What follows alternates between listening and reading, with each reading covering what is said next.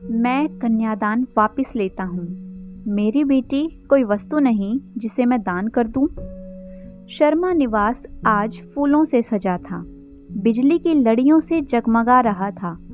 घर के आंगन में जैसे खुशियां ही खुशियां नाच रही थी। घर मेहमानों से भरा हुआ था। मौका था घर की बेटी और गिरिधर शर्मा की इकलौती बेटी निकिता की दूसरी शादी का।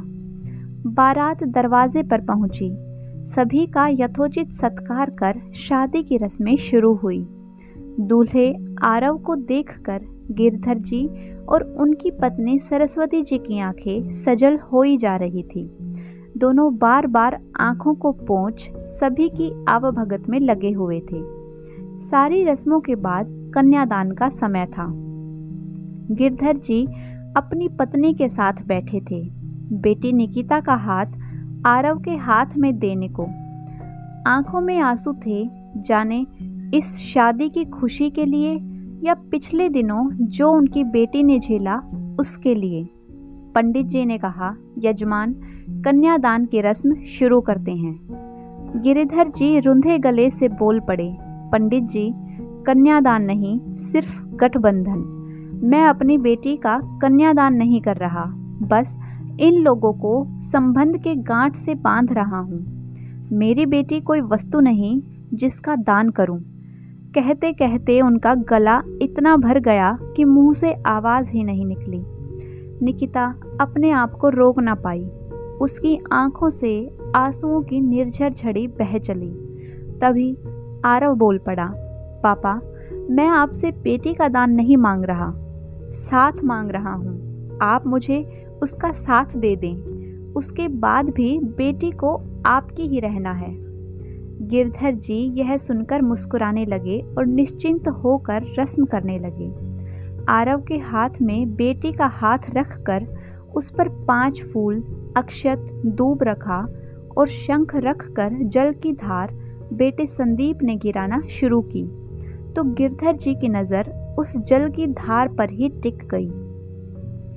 आज से 4 साल पहले भी तो उन्होंने गिरते जल की धार को देख उन शुभ मंगल की चीज़ों में मंत्रों के उद्घोष के बीच अपनी बेटी के लिए सुंदर जीवन की कामना की थी। बेटी को विदा करते समय उसकी माँ और दादी ने उसे कह दिया था, कैसे भी हो तुझे वहाँ निभाना ही है। अब वह घर तुम्हारा है, उसे ही सजाना संवारना। उसे यह कहना तो भूल ही गए, कभी भी कोई परेशानी हो तो यह घर अभी भी तुम्हारा है। तुम कभी भी अपनी तकलीफ और परेशानी लेकर अपने घर आ सकती हो। और शायद मेरी बेटी ने वही मान लिया जो माँ और दादी ने समझाया था, जो समाज की हर बेटी को समझाया जाता है। जब दहेज के लिए उसे प्रताड़ित किया जाता तो कभी हमारे सामने मुंह ना खोलती। शुरू में कुछ चीज़ें मांगी उसने, हमने भिजवा भी दी, लेकिन बाद में तो उसने हमसे कुछ कहना ही छोड़ दिया और हमने भी मान लिया कि सब ठीक है। हमारी बेटी अपनी घर गृहस्थी में बहुत खुश है। क्या पता था, और उसने भी तो एक आवरण डाल रखा था अपने ऊपर। एक दिन संयोग से उधर से गुजर रहा था, सोचा बेटी से मिलता चलूं। बिना बेटी को फोन करे पहुंचा तो देखा उसकी सास हॉल में सोफे पर बैठी थी और निकिता के कमरे से उसके ही चिल्लाने की आवाज पूरे घर में गूंज रही थी। वह रो रही थी और पति साहिल लगातार उसे पीट रहा था। उसे देखते ही उसकी सास हड़बड़ा सी गई। मुझे रोकने की कोशिश की लेकिन मैं नहीं रुका, सीधे बेटी के कमरे की तरफ बढ़ा। दरवाज़ा खुला था और मेरी बेटी की पलकें मूंदी थी। अब वह शांत थी या शायद अचेत हो गई थी।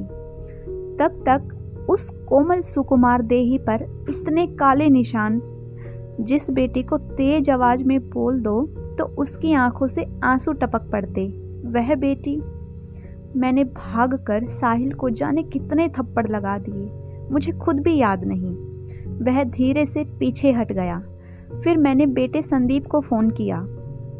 एम्बुलेंस आई और मेरी बेटी हॉस्पिटल के बिस्तर पर थी। क्या यही सब के लिए विदा किया था बेटी को? वहां जाकर संदीप के दोस्त डॉक्टर आरव ने बताया कि बेटी को तो 3 महीने का गर्भ था। सुनकर जैसे हमारी तो दुनिया ही पलट गई। इस स्थिति में मेरी बेटी पर इतना जुल्म, रोते रोते सरस्वती जी की तबीयत बिगड़ गई। उसे उसी हॉस्पिटल में भर्ती कराना पड़ा। बस फिर क्या था, पुलिस में रिपोर्ट लिखवा दी और सोच लिया कि मैं अपनी बेटी का दान वापस लूँगा।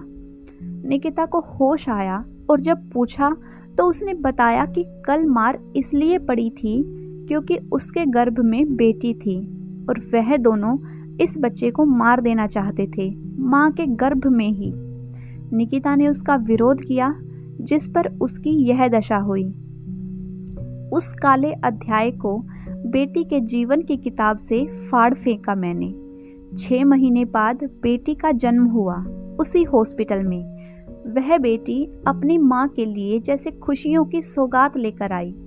उसी दिन आरव ने मेरे सामने निकिता को अपनाने का प्रस्ताव रख दिया।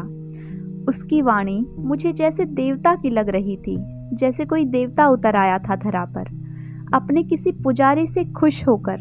वह कह रहा था, अंकल, आप यह न जाने कि मैं निकिता के इस हाल को देखते हुए उस पर एहसान कर उसे अपनाने की बात कर रहा हूँ। मैं उसे शुरू से ही पसंद करता था, लेकिन अपनी पढ़ाई पूरी करने के इंतज़ार में था। जब यह बात संदीप को बताई तब तक आपने निकिता की शादी तय कर दी थी। संदीप यह बात जानता है अंकल, तब मैंने निकिता के लिए ही अपने कदम पीछे खींच लिए थे। काश बेटा तुमने कहा होता, लेकिन आरव, अभी तो उसके पास उसकी बेटी है, उसका क्या? बड़ी ही बोझिल नज़रों से गिरिधर जी ने उसकी तरफ देखते हुए पूछा। अंकल, उसे देखकर ही तो जाने कहाँ से इतनी हिम्मत आ गई कि आपसे यह बात कह पा रहा हूँ। वह मेरी बेटी कही जाएगी, बस आप हाँ कह दो। मैं तैयार हूँ आरव, लेकिन निकिता से भी तो पूछना होगा, और तुम्हारी माँ। भाई साहब, मेरी चिंता छोड़ दें।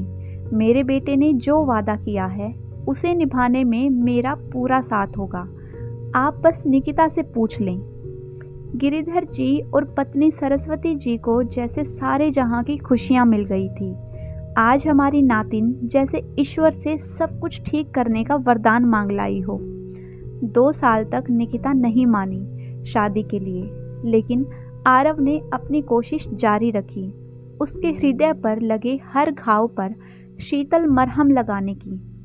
वक्त ने नासूर बने घाव को धीरे धीरे भरना शुरू किया, और उसी वक्त आरव के लिए निकिता के दिल में शायद प्यार का अंकुर भी फूटा। छोटी सी बेटी 2 साल की हो गई थी, और शायद आरव जितना प्यार किसी को नहीं करती थी।